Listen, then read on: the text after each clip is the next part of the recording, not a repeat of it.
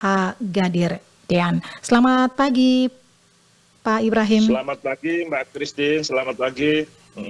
Ya, salam sehat, Bapak.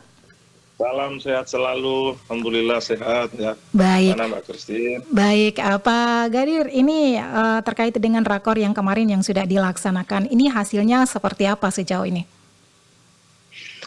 Terima kasih Mbak Christine.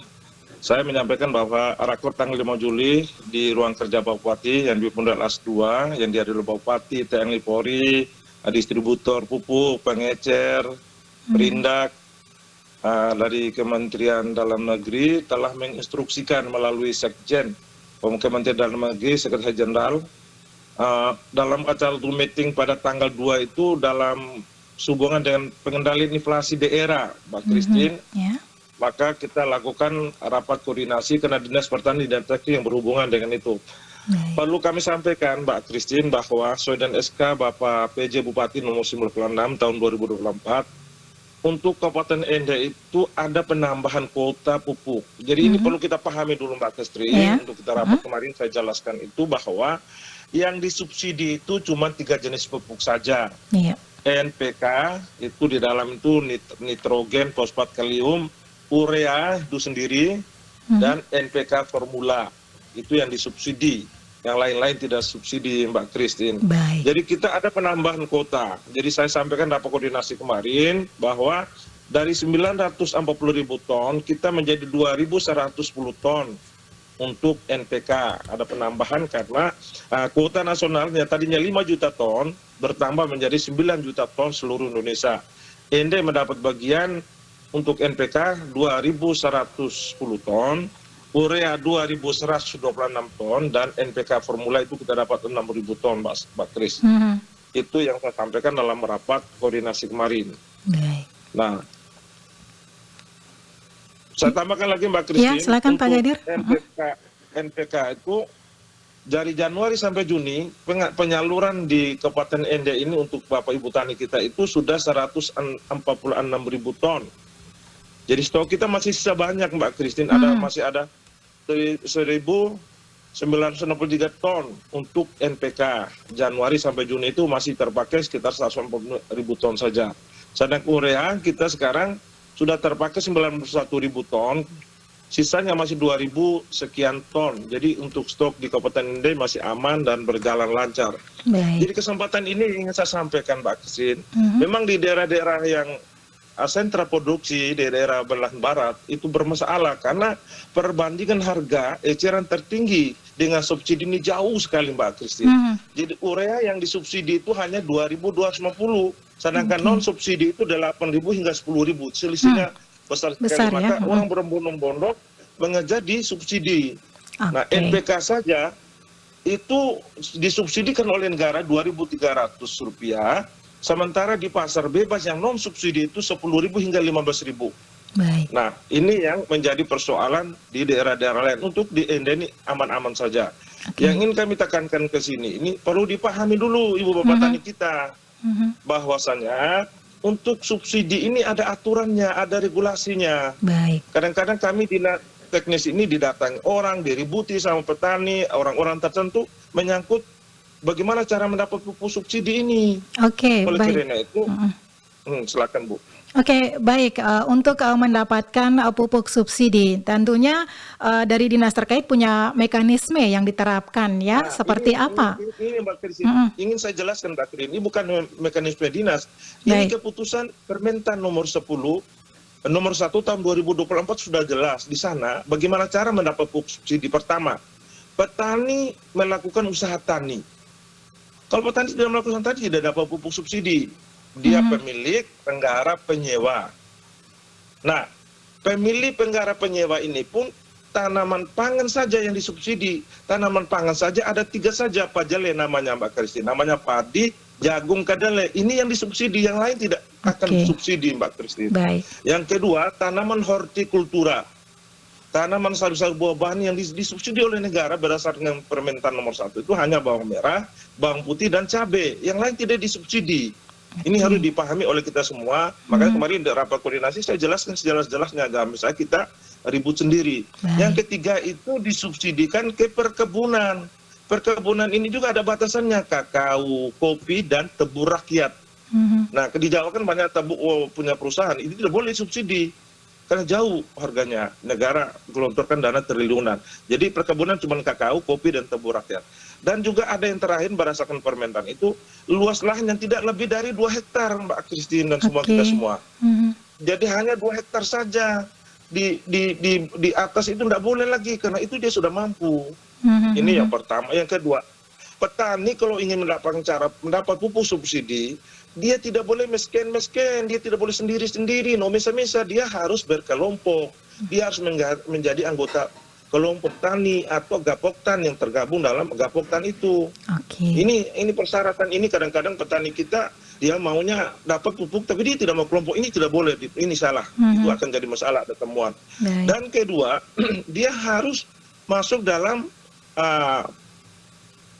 aplikasi elektronik rencana definitif kegiatan kelompok. Itu penyuluh saya, kepala BPM saya di seluruh kecamatan ini ada untuk mensosialisasi Bapak Mama petani.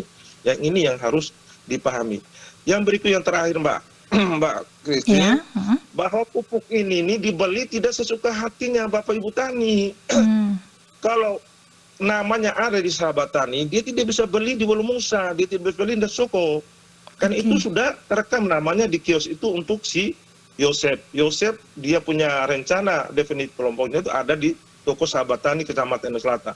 Dia bisa beli di situ, dia tidak bisa beli tempat lain. Ini dalam hal penertiban untuk tidak ada penyelewengan. Saya rasa untuk sementara itu, Mbak Kris. Terima kasih. Oke, baik. Ini tentunya kriteria-kriteria yang sudah diinformasikan ini yang harus dipenuhi oleh para petani seperti itu ya, Pak Gadir ya. Oke, nah sejauh ini untuk menyalurkan pupuk bersubsidi supaya tepat sasaran ini apa yang sudah dilakukan atau belum nih Pak Gadir? Kami Mbak Kris di STAN ini sudah ada tim pengawasnya di kecamatan. Saya tempatkan 2 orang penyuluh setiap kecamatan itu melakukan pengawasan. Kalau tidak ada rekomendasi dari penyuluh yang tergabung dalam SIMLUHTAN tadi, sistem penyuluhan, itu mereka tidak bisa mendapat pupuk, Mbak Christine. Jadi sistem pengawasan kita sudah tempatkan penyuluh kita di tiap kecamatan itu ada 2 untuk menangani, untuk membuatkan rekomendasi, untuk memeriksa mereka punya kelengkapan dokumen untuk bisa mereka dapati pupuk subsidi ini. Jadi dalam rangka pendekatan pelayanan, kita sudah bersamakan distributor kita nih, Mbak Christine, CV Maristella. Itu telah menempatkan beberapa pengecer di wilayahnya. Di antaranya ada kios tani Safior, Datu Soko. Itu melayani Kecamatan Buaria, Datu Soko, Bolojita, Datu Kili, Maorole. Habis toko Sahabat Tani di Ende Selatan. Melayani Kecamatan Ende Selatan, Ende Utara, Kota Baru, Elpambusi, Kalisoke, Nangapena, dan Dona, dan Pulau Ende. Ude Talenta, Ende Timur, melayani Kecamatan Ende Tengah, Ende Timur, Dona Timur, Maukaro. Sedangkan CV Pejuang 90 Waru, dia melayani Kecamatan Waru dan Liar Timur, dan Dori. Yang terakhir adalah CV Amnoah Kelemutu melayani Kecamatan Kelemutu. Ini kita sudah lakukan pengawasan secara berjenjang. Karena itu takut ini barang negara yang disubsidikan, Mbak Christine. Baik. Itu saya rasa yang bisa dipahami oleh kita semua. Terima kasih. Baik, ini jadi berdasarkan zona wilayah seperti itu ya untuk penyaluran ataupun distribusi pupuk bersubsidi ini. Nah, sejauh ini Pak Gadir bagaimana dinas terkait ya untuk bisa mengatasi kendala ataupun tantangan yang dihadapi yang mungkin muncul dalam proses pendistribusian pupuk bersubsidi ini, Pak Gadir? Untuk sementara ini keluhan-keluhan masyarakat kita sudah tampung dan ini sudah ada kemudahan, ada perubahan keputusan Dirjen sarana prasarana yang mengurusi pupuk Kementan ini, yang tadinya petani harus datang sendiri di tempat penjualannya, ini ada kemudahan, Mbak Christine. Mereka bisa titip untuk membelikan pupuk-pupuk mereka dengan surat pernyataan, dengan ada aturan-aturan yang tidak terlalu ribet lagi, untuk mereka bisa mendapatkan pupuk menitip di teman-temannya petaninya untuk bisa beli di pengecer-pengecer terdekat. Kemarin kan tidak bisa, sekarang sudah ada aturan lagi perubahan ini sudah bisa. Bahkan ahli waris menunjukkan sudah keterangan meninggal pun itu bisa dilayani. Ini yang sudah ada kemudahan untuk kedepannya, Mbak Christine. Oke, untuk ke depan ya, di masa mendatang apakah, dengan kemudahan ini adakah program atau inisiatif lain yang tambahan yang direncanakan untuk bisa meningkatkan, efisiensi, penyaluran pupuk tersebut nih Pak Gadir? Oke Bu, terima kasih. Dalam rangka efisiensi, memudahkan pelayanan, kami kemarin sudah koordinasi dengan distributor Mhm. untuk bagaimana merubah titik-titik atau pengecer-pengecer ini, misalkan dari Labkes kok ke Ende. Nah, sebaiknya Labkes kita arahkan ke Datu Soko. Ini sedang kita merancang untuk bagaimana, karena untuk perubahan pengecer ini Mbak Christine tidak semudah itu, butuh 3-4 bulan. Hingga Mhm. awal Januari 2025 nanti kita sudah mulai menentukan untuk pendekatan pelayanan Mbak Christine. Baik. Terima subsidi ini memang hati-hati sekali. Dan terus terang saya melalui kesempatan ini saya sampaikan terima kasih pada pengecer. Pengecer ini untungnya kecil sekali Mbak Christine. Mhm, Mereka mhm. benar-benar demi kesejahteraan petani kita di desa. Itu pun dengan segala macam persyaratan-persyaratannya. Saya rasa itu untuk kedepannya kita akan meninjau kembali untuk pendekatan pelayanan kepada petani.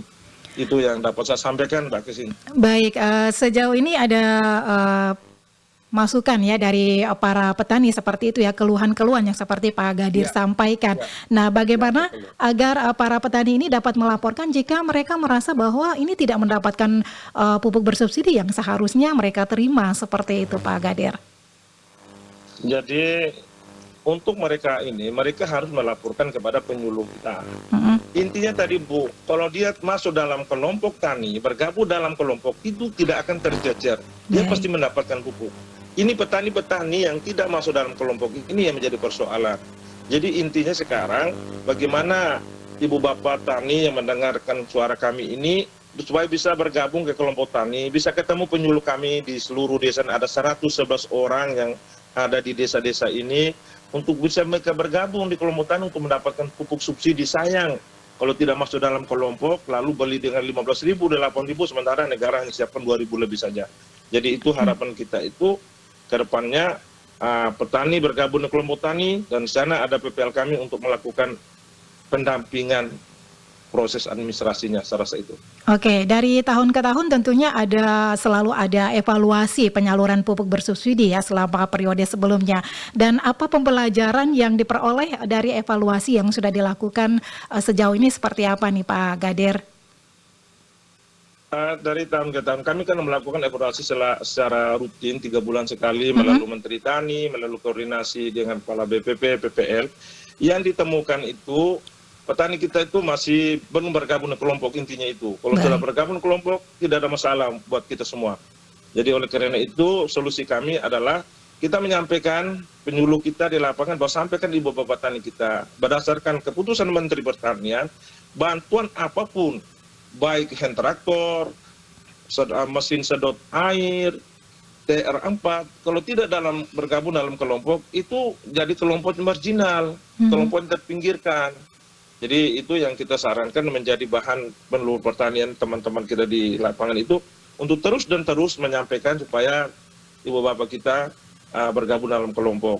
Jadi yang paling menonjol itu, yang paling dimasalahkan itu adalah bagaimana mendekatkan pelayanannya. Seperti saya Mhm, kemarin di Maurole, di ya. Evora, Bapak Kepala Desanya dengan secara persuasi humanis menyampaikan mohon bantuin bagaimana Pak dekatkan. Nah, tahun 2024 mungkin kita akan bukan di Morole, di sentra-sentra produksi kita akan dekatkan pelayanan Mbak Christine, saya rasa itu. Oke, dengan memberikan sosialisasi kepada petani, baik, penyaluran, pupuk bersubsidi, kemudian penggunaan pupuk bersubsidi yang baik dan benar, ini juga sudah dilakukan seperti itu ya Pak Gadir ya? Iya, iya, betul sekali Mbak Christine. Oke, baik. Dan apa yang menjadi harapan Anda, buat, para petani agar bisa memanfaatkan dengan baik pupuk bersubsidi ini, seperti apa nih Pak Gadir? Harapan saya kepada ibu bapak tani saya, dengan adanya bantuan subsidi pupuk dari pemerintah yang luar biasa ini, selisihnya cukup jauh ini, manfaatkan dengan sebaik-baiknya dalam rangka peningkatan produksi. Pupuk ini untuk kita di sini tidak terlalu masalah, Mbak Christine, tapi untuk Mhm, daerah-daerah barat ini orang bisa berparang-parangan, bisa ini karena baik. itu menjadi persoalan karena peningkatan produksi. Harapan saya ibu bapak tani kita di Ende ini Mudah-mudahan mereka memanfaatkan dengan sebaik-baiknya sesuai dengan rekomendasi 1 hektar berapa NPK, 1 hektar berapa urea. Itu ada penyuluh saya, ada balai penyuluh saya untuk mereka koordinasi dalam rangka peningkatan produksi. Produksinya meningkat, Bu, kesejahteraan akan kita nampak, kita akan mendapatkan kesejahteraan karena nilai ekonominya semakin membaik. Ini harapan saya, Ibu Bapak Tani saya mendengarkan suara kami ini, manfaatkan pupuk ini sebaik-baiknya, sesuai dengan apa yang kita dapat di petunjuk dari Kementan, Mbak Christine. Oke, baik. Terima kasih Pak Gadir untuk waktunya pagi ini bersama Pro 1 RRI ND. Sama-sama Mbak Ketri, selamat pagi. Selamat pagi. Pendengar RRI dimanapun Anda berada, baru saja bersama kita ya Bapak Ibrahim H. Gadir Dean, PLT Kepala Dinas Pertanian Kabupaten ND.